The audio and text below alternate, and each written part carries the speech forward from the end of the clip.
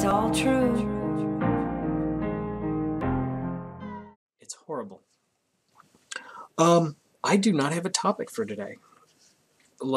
This is a proper vlog for Vlogmas. I think I've only done one other one, and that was just to say that I was super duper sick and wouldn't be doing anything. I wanted to do a brief, really brief, how long I've been on the internet, because it struck me last night that I've been on the internet for a long time. And what I mean by a long time, I mean like I've been on the internet before there was an internet. What I mean to say is, I'm 45, and back in my sophomore or junior year, assuming sophomore and assuming it's earlier on, this is like 89, I'm in a lab. You have to imagine I am a sophomore, I believe. I'm in a lab learning COBOL, C-O-B-O-L, Common Oriented Business Online Language, something or other. So I'm in this lab in a bunch of primitive computer terminals, thinking this is a terrible fucking programming language. And suddenly, at first, I became frightened as words started appearing on the screen, because I'd seen movies before, and clearly the computer had become self-aware and was now talking to me. And the words basically asked me if Mr. Grisham was still the teacher, and called me a nerd and a virgin. And I was like, just blown away at this evil computer. What had actually happened, of course, is a former student had gotten, I don't even know how he would have done it this day. I mean, what tools were even available to do it? He was able to get into the server at the high school, 89, like, I'm serious, 89 or 90. So, and basically get into one of the terminals, like key one of the terminals, and just start writing, and the words just started appearing on my screen, insulting me. The idea of it, like someone, like, it was Mr. Grisham, he was like saying, hey, it's just a former student, blah, blah, blah. I don't think he told me to write back that he was an asshole, but we were generally getting that kind of thing. That's what happened. So that was the first time someone had, if you will, messaged me instantly, remotely. It's the very first time that happened. I remember it. And I was so blown away with the concept. It was like someone's just typing. This is like a phone call, only clearly free. There's no cost for this. I mean, this is crazy. And, you know, I didn't really do much with it at the time, but the idea of it, the idea of the internet, before there was the idea of the internet, just blew my mind. So later, not much later, like 2-3 years later, I'm at the University of Cincinnati, and I'm in the Sun Lab, which is the Sun Spark stations, which were the computers we were using at the time. And for a solid decade, probably longer, my favorite computer setup was Sun Spark station with the 3-button laser mouse, with the big-ass 3-button laser mouse. Long before we had, you know, the optical mice, there were laser mice, and they were glorious. They were absolutely wonderful. I thought it was the most amazing setup.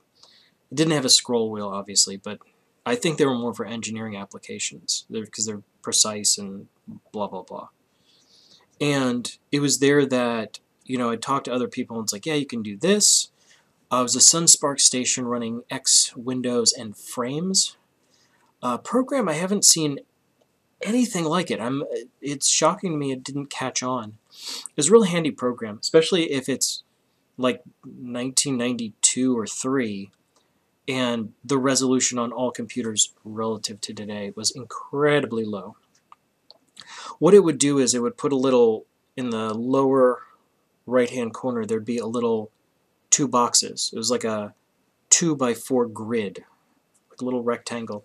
And what it actually represented was one of the boxes, the upper left-hand one, was your screen, but there were actually 7 other screens there, so a total of 7. So your what you would see is just one of these boxes, your screen, but you could move it around by manipulating it, and you'd have functionally more screen.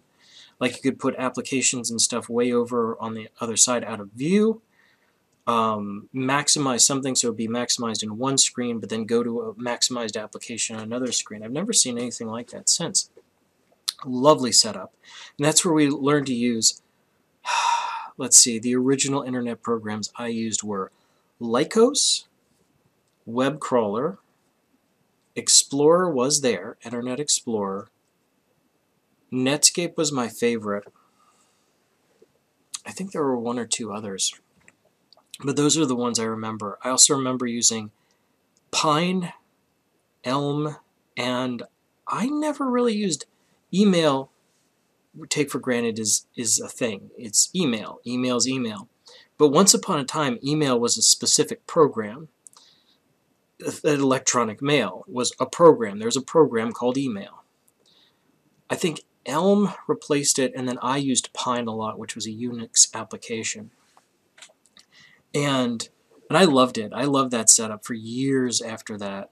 Like, I was on the internet constantly before it was properly the World Wide Web, when it was just like going into FTP archives, pirating Doom and Doom 2, and just running those on any Unix computer or DOS-based computer. So I'd just sit in some random lab playing Doom, and in one lab we'd actually set up, they just called it the Doom Room, because it was kind of isolated lab. We just all run Doom, server it, and we're just all playing Doom. Good old days. This had to be 95-ish, like more than 2008, 90, more than 20 years ago. And, God, what else? So I've been on the internet a very, very long time. And I'm not going anywhere with this story, by the way. This is just a story. I am literally just doing a vlog, which I never do, or very rarely do. I usually have some topic I'm talking about. Now I'm just telling stories about the internet from long, long ago. God, 25 fucking years ago. Because I'm sick and tired, and it's the day before Christmas Eve. And I want to do the Vlogmas. Like, I can't think of anything, so I'd like to do this. And really, I've been on the internet for so long. I've seen so many iterations of the browsers, particularly the early ones. Like, I was hanging on to Netscape for long, long after Netscape was obsolete. Like, I was still looking for it. I just had such warm fuzzies and nostalgia about it. Like, I was trying to use Netscape, like, this century, as ludicrous as that is. Understand, the early browsers had to tell you that they were working and they hadn't frozen, you still had internet access.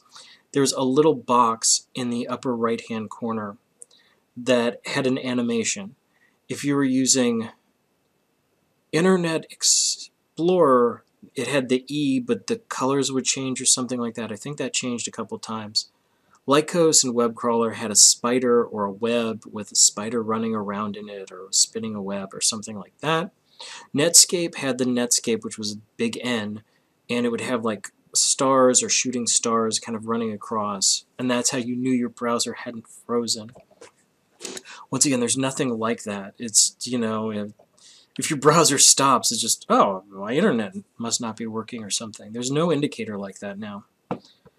So, other than, I think there is, like, I never pay attention to it these days. But, yeah. Yeah, the tabs themselves have a little function. I don't even see that anymore. I just assume everything just works. Regardless. That's me ruminating on old internet. I've been on the internet for a very long time. I am very much a creature of the World Wide Webs. And I have been for a long-ass time. That's really all. That's me. telling stories. This was Vlogmas day 23. God, just 2 more days of this, and then I'm not going to do this for a little while. Because I'm vlogged out. I might be vlogged out today. I have no idea what I'm doing tomorrow. Tomorrow, no. We'll see. Maybe buy some random comic book. I don't know. Alright, that's me. I'm out.